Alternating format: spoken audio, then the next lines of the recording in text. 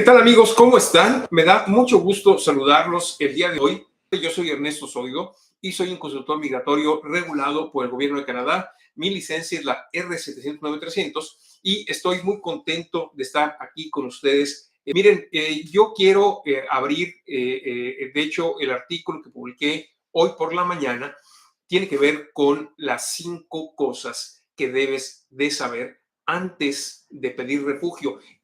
Como ustedes pueden, ya lo saben, es un tema que me interesa, que de hecho me apasiona, es un tema increíblemente complejo y creo que en la complejidad está precisamente su atractivo.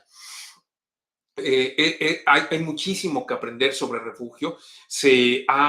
Es fácilmente mal interpretado y fácilmente mal aconsejado también, tremendamente abusado. Es un recurso del cual se abusa muchísimo y mal porque es un recurso que está ahí para ayudar a los que lo necesitan. Hay tratados internacionales que precisamente los países han firmado para poder ayudar a la gente que tiene esta necesidad de refugio. Y precisamente quise mencionar 5 aspectos 5 cosas que debes saber del refugio antes de pedirla. La primera que te quiero comentar es que hay 2 tipos de aplicantes para refugio. Uno, digamos que tiene que ver con los Convention Refugee, que son aquellas personas que están fuera de Canadá, ya sea en su país de origen o fuera de su país de origen, y estas están contemplados en la sección 96 del ARPA, del IRPA, que es la ley migratoria, y digamos que el Convention Refugee se relaciona con la Convención de Refugiados que se firmó en 1951 y con el protocolo que se firmó en 1967. Y son aquellas personas que están fuera de Canadá, ya sea en su país de origen o fuera de su país de origen, y que sufren de persecución debido a 5 causas principales. Se llaman 5 Grounds of Convention Refugees y son las siguientes. 1, raza, religión, nacionalidad, opinión política o participación o membresía en algún grupo social específico.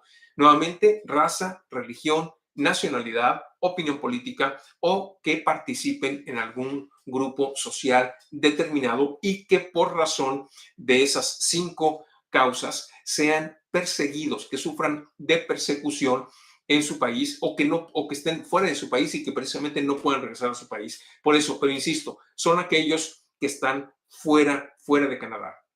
Por otro lado, la sección 97 contempla, del mismo acto del IRPA, contempla a las personas en necesidad de protección, y estas son aquellas que están dentro de Canadá y que no pueden regresar a su país porque de hacerlo, entonces podrían sufrir prisión o tortura o castigos crueles o excesivos. Entonces, esos son los 2 tipos de refugiados o de personas que podrían en determinado momento encuadrar en la definición de refugio.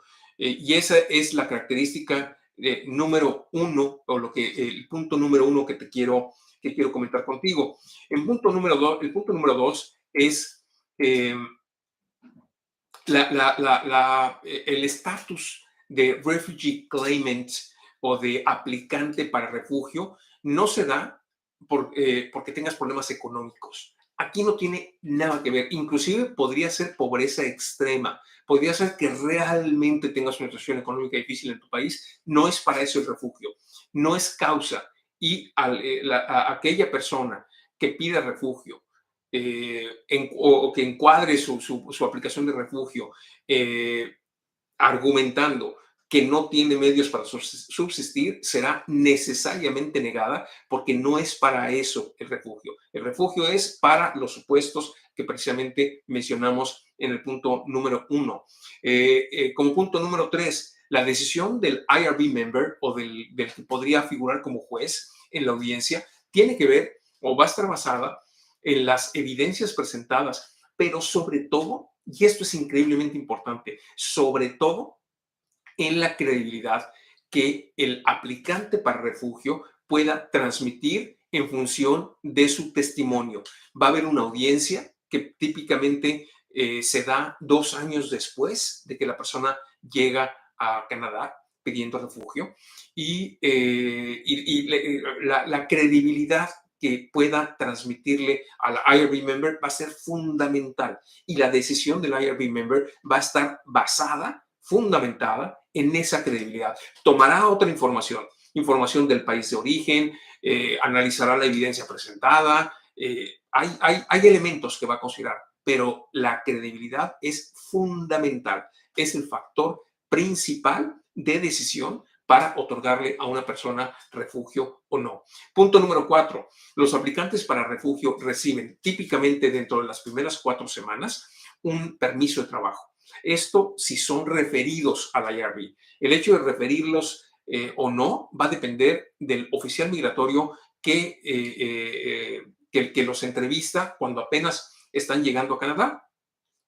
Y en el caso de que sean referidos, en el caso de que el oficial migratorio simplemente le parezca sensata la explicación que el aplicante está proporcionando, entonces los va a referir a la IRB, a la Immigration and Refugee Board, y eso va a activar un procedimiento que tiene que ver con la expedición de un permiso de trabajo. Entonces, los aplicantes de refugio tienen en Canadá un permiso de trabajo que les va a permitir subsistir y trabajar honradamente las horas que quieran en el lugar donde ellos quieran. Es decir, es un permiso abierto de trabajo sin ninguna restricción y les va a ayudar a transitar desde el primer día que llegan hasta el día de la audiencia. También hay otro tipo de ayudas que el gobierno otorga, tanto en dinero como en especie. Hay una enorme cantidad de ayudas y todas esas van a ser para personas que ya hayan sido referidas a la IRB, es decir, que hayan pasado como el primer filtro, que es precisamente en el puerto de entrada. Ahora, este permiso de trabajo muchas veces tarda más. El sistema no es perfecto, es un buen sistema, pero no es perfecto. Entonces, a veces este permiso de trabajo podría tardar más tiempo. Y por último, 5 y último, cuando un caso de refugio se pierde, se abren otras alternativas. Yo no soy mucho de la idea de agotar recursos legales solamente porque están ahí. Por supuesto que está la apelación. Hay una división completa para escuchar las apelaciones de los casos de refugio de la división previa. Es decir, hay una Refugee Division y hay una Refugee Appeal Division. Si hay elementos, se puede apelar a la decisión o si hay nuevas evidencias, se pueden incluir también, pero no están ahí simplemente para alargar el proceso de deportación o de visita de los aplicantes. Después hay una revisión judicial y después hay otra instancia que tiene que ver con razones humanitarias y de compasión. Yo no me refiero a esos elementos. Un aplicante de refugio que maneja bien su estrategia tiene esos 2 años para básicamente 2 cosas. Ahorrar dinero, va a tener un permiso de trabajo, ahorrar dinero y convertirse en un ciudadano ejemplar en todos los sentidos, principalmente aprendiendo el idioma si no es que ya lo domina o perfeccionándolo. Porque entonces, cuando llegue a ese punto, ok, se va a la audiencia, ya pasaron 2 años, en la audiencia el IRB member escucha el caso, simplemente considera que no hay bases suficientes de credibilidad para poder otorgar el estatus de persona protegida, que es lo que obtiene una persona cuando gana el refugio, y entonces simplemente lo niega. Pero entonces en ese punto se abren opciones como por ejemplo la vía de los estudios. Si la persona utilizó esos 2 años para prepararse en ese sentido, es decir, ahorrando dinero, aprendiendo el idioma y haciéndose elegible para poder pedir un permiso de estudios, puede aplicar para un permiso de estudios y entonces puede cambiar digamos que esa estrategia puede bifurcarse. Ok, se llegó a Canadá pretendiendo el refugio, no se logró, pero también se preparó para una negativa y entonces puede continuar con su proyecto sin ningún problema. Es decir, que pierdas un caso de refugio, a menos de que sea por razones eh, eh, infundadas, que es cuando realmente, básicamente le estás mintiendo al gobierno y estás presentando una historia que ni siquiera existe, solamente bajo esas situaciones donde tú intentas mentirle al gobierno. Entonces, cuando tú tenías el refugio, pero te portaste bien, hiciste las cosas bien, entonces no tienes un récord negativo. No te estás quedando más tiempo del que el gobierno te permite, no trataste de engañar a la autoridad tampoco. Entonces, es importante no solamente que tengas una historia creíble por la cual estás pidiendo refugio, sino también es sumamente importante cómo manejes tu estrategia, porque no tienes la audiencia. Es decir, puede ser que tengas una historia increíblemente horripilante, ¿no? Y créanme, las hay y más allá, ¿no? No basta con eso. Es decir, estás dependiendo de la decisión de otra persona, alguien que va a escuchar tu historia y que va a decidir si es suficientemente creíble como para que te otorguen el estatus de persona protegida y entonces puedas transitar a la residencia permanente. Pueden pasar muchas cosas, entonces tienes que contemplar la opción de la negativa, pero tienes que prepararte para esa negativa. No es de que tu consultor no vaya a luchar por ti, por ganar. Claro que va, por supuesto que va a hacer todo lo que esté en sus manos por presentar un buen caso, armar una buena estrategia, pero al final decide otra persona en su individualidad, ¿eh? No necesita consultarlo con nadie. En base a la historia que le presentas, en base al testimonio que le vas a decir, en base a las respuestas que le vas a dar a sus preguntas, va a tomar una decisión y esa decisión es definitiva, al menos en esa división, en la Refugee Division. Entonces, tienes que prepararte para el no, esperar el sí, pero prepararte para el no. Entonces, ¿qué pasa si ya dejaste tu país, ya cambiaste tu vida, trajiste a tu familia y todo? ¿Qué pasa si te dicen que no? ¿Vas a recibir esa negativa con las manos vacías?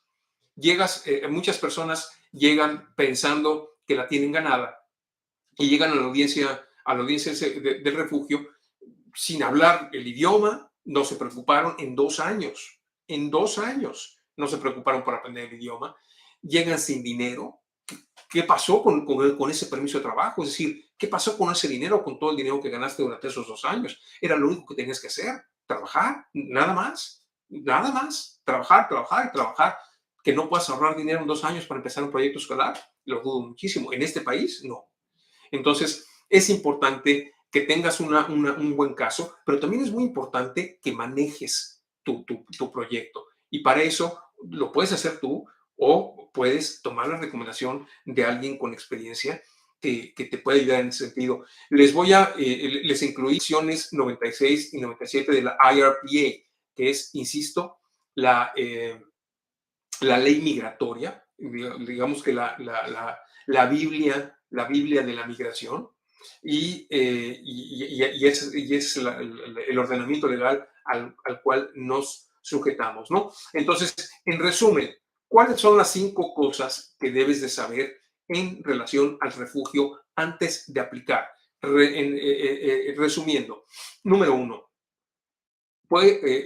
los aplicantes o los candidatos para refugio pueden estar dentro o fuera de Canadá y pueden aplicar por razones distintas, ya sea de acuerdo a la sección 96 o a la sección 97 del IRPA. Número 2, la calidad de aplicante de refugio no se concede, o refugee claimant, no se concede a personas que tienen problemas económicos, tienen que ver con otro tipo de peligro. Número 3, la decisión del IRB member o equivalente al juez va a depender en una enorme proporción de la credibilidad que tú puedas transmitirle cuando proporciones tu testimonio hablado en la audiencia, que puede ser hasta 2 años después de cuando llegas a este país pidiendo refugio.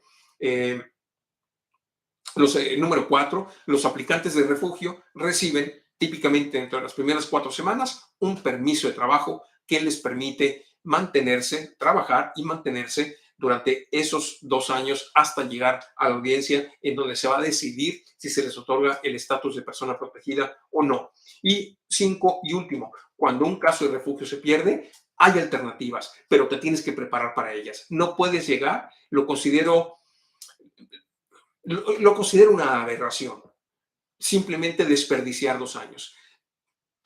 Por razones, ok, tal vez no por las mejores, pero las circunstancias te pusieron en un país extremadamente rico, increíblemente avanzado, sumamente respetado a nivel mundial, donde la gente tiene un nivel de vida increíblemente alto, de los más altos del mundo, y te dieron un permiso de trabajo para que lo ocupes. No es simplemente no puedo aceptar que después de esos 2 años llegues con las manos vacías, sin dominar el idioma, sin haberte insertado en la sociedad y sin nada que ofrecer a este gobierno que te acogió durante 2 años, solamente porque tú dijiste que lo necesitabas. Entonces, es importante 5 cosas que debes de saber del refugio antes de aplicar para el mismo. Me despido, no sin antes recordarles que el tiempo es el recurso más valioso con el que contamos. No lo pierdan. Hasta la próxima.